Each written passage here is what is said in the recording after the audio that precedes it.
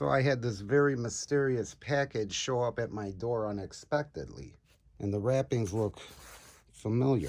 It's a very pleasant surprise. With wrapping like this, I don't even want to ruin it, ripping it open. All right.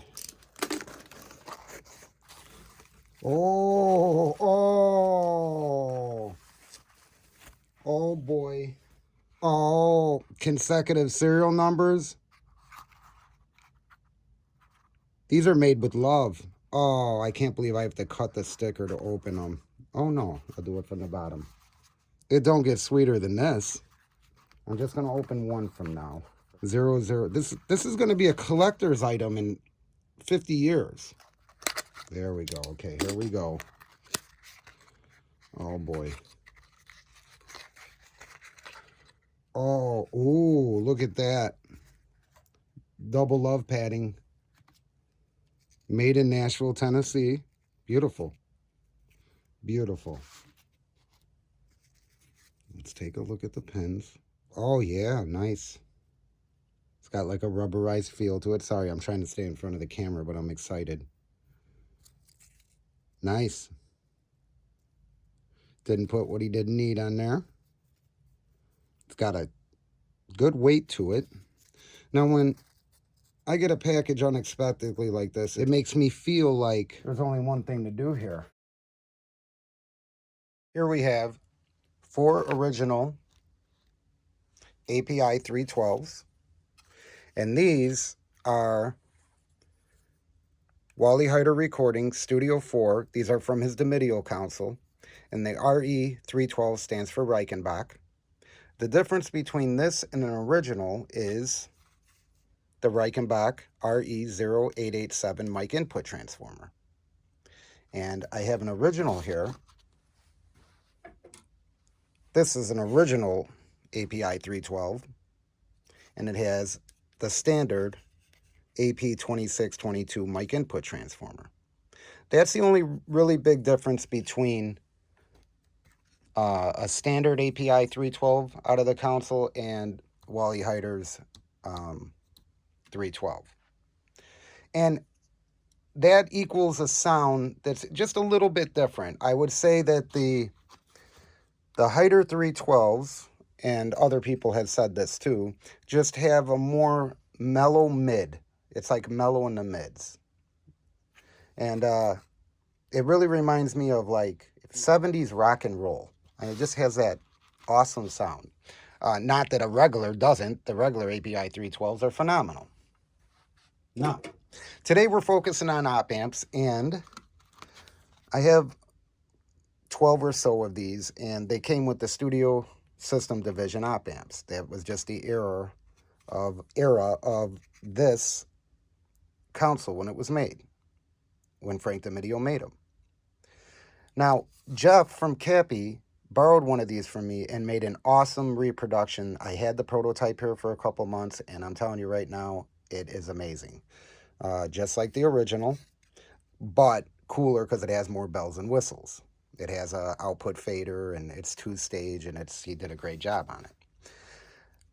So we're focusing on the op amps, and these came with the Studio Division op amps, but I also had them socketed because I like to try Huntingtons and Melvilles and Farmingdales and everything else. All different kinds of op amps I like to try. And I have Huntingtons that are, I think, yeah, these are the new old stock ones that haven't even been soldered in yet. So I've tried a lot of different op amps, and I'm not just talking vintage. I have them all. I'm not going to start naming them, but it's too much to name. I have a lot. But today we're focusing on the original and the new offering from CAPI, which is the CA0252, which is basically 2520 backwards. Pretty clever. So we're going to hear today, and we're going to go over the signal chain, and we're going to hear a pair of originals and a pair with the new op amps, and I can't wait to hear them. Now we're going to go through the signal chain pretty fast, all right? It's pretty simple, but there is a lot to it depending on what you're used to in a studio environment, okay? So, very simple. My 1978 Les Paul Special is going into this JMP50. This is loaded with EL34s. This is a 50-watt head. Going into this cab. This cab has the black back G12M. They're the same thing as greenbacks, but they have black backs, and they do sound different, but they sound good. All right, and then we are mic'd with the Royer 121 and an SM57. Both these microphones are coming XLR into the back of this little lunchbox I have set up. I set up this lunchbox. I usually have all my Hyder 312s down in that 10 banger down there, but for this demonstration, I took them out and I put them in this lunchbox.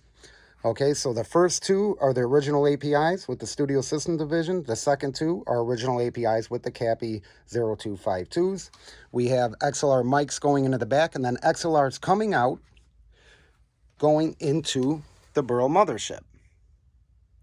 The Burl mothership is going into Pro Tools. All right, so if you look here, the two blue channels on the left are the original APIs, and then the light blue channel in the center, that is a VCA, so I can control both those channels at the same time. Same thing, the light green ones, those are the CAPIs, and then a VCA, so I can control those two channels at the same time. And then we have a click track, which is the purple track, and that's it. So we're going to hear guitar.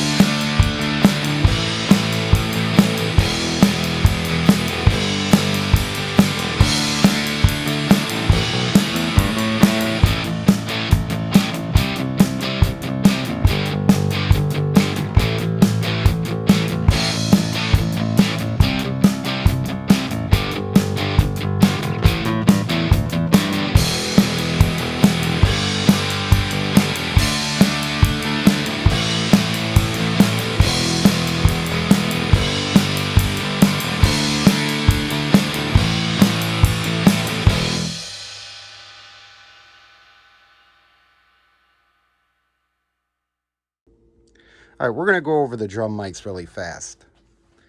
And I'm recording it inside my fireplace room, which is a nice big room with hardwood floors. So let's go through it. I have a couch back here and a big chair soaking up some the low end. The whole back wall is a bookshelf, so that acts as a diffuser. And I have a couple clouds up there. The kit is hard Canadian maple, and it is a Tama Art Star 2. A lot of the drum mics that we're going through here, if you've seen my other drum videos, it's going to be redundant because this is how I mic the kit quite a bit. Inside the kit, I have a Yamaha MZ204. Outside, I have a FET 47. I like doing this because the inside kick mic gets you the attack of the batter head, and the outside gives you the bloom, and I like to combine the two. If I was only using one mic, I'd probably go right about outside the hole, and I'd use my D12E for that. The snare is a Black Beauty, and that is mic'd with a Unidyne 545 on the top and a Unidyne 545 on the bottom. Phase correct. Tom mics are 421 U5s. Hi-hat is a KM84. The overheads, AKG 451Es.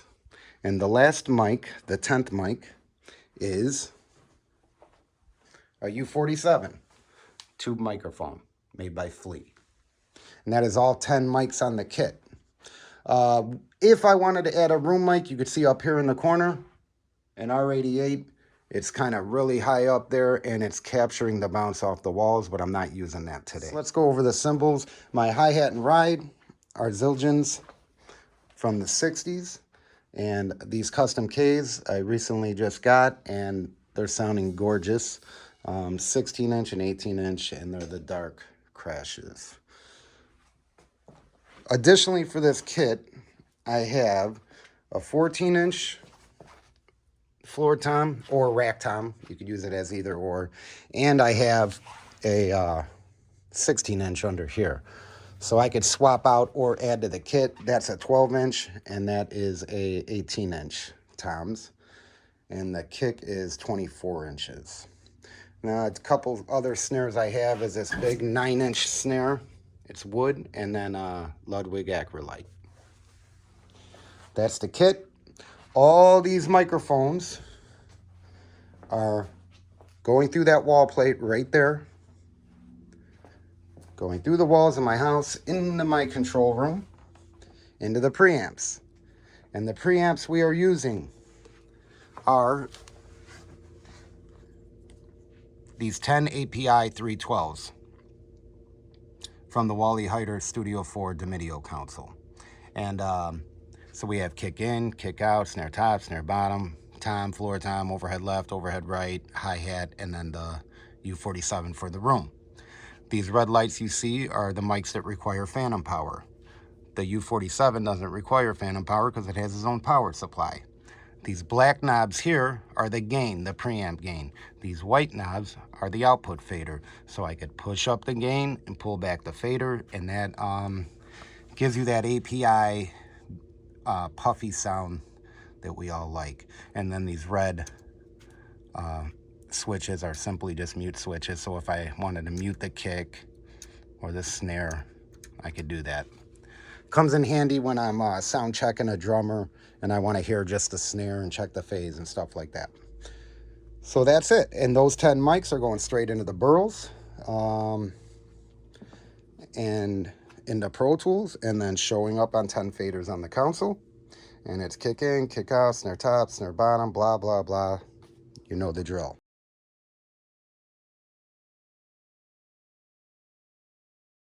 All right, we're going to go over really fast this rhythm section that we got going on. Throughout the whole thing, guitars left and right, 57 Royer 121, same thing on the other side. The left, pan to the left is the original op amps, pan to the right is the CA0252 op amps, and that stays true throughout everything. Bass DI, same thing. It went through the CAPI 0252, and so they're all the original 312 preamps that we're using here. All right, so let's hear just the drums. And I must claim I am not a drummer, and I just faked it for this video here to get some rhythm section going. So I'm gonna solo out the VCA, and we're gonna hear just the drums.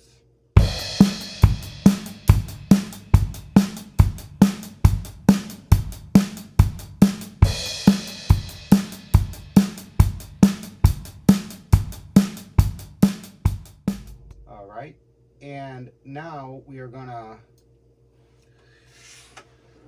go over what we got going on. Inside kick and snare top are the distressors. The stereo overheads left and right are the germaniums.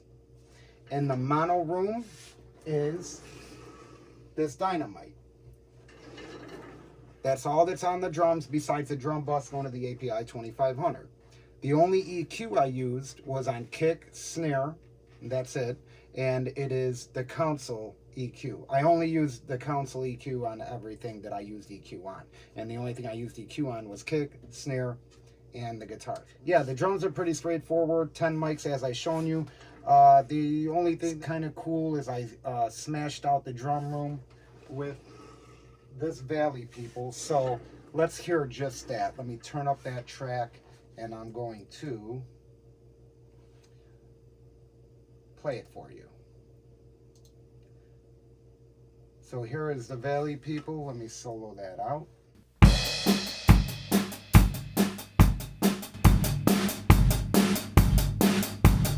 I just love smashing out drum rooms with the Dynamite. This is a mono drum room, the U47 you've seen, and I just love smashing it out with the Dynamite. It's just great for that. I have my drum bus going through the API 2500 and a little bit of a Valhalla Verb, and that's it for the drums. And let's see what else. Bass guitar is the DI. We can just hear a tad of that through the CAPI Opamps.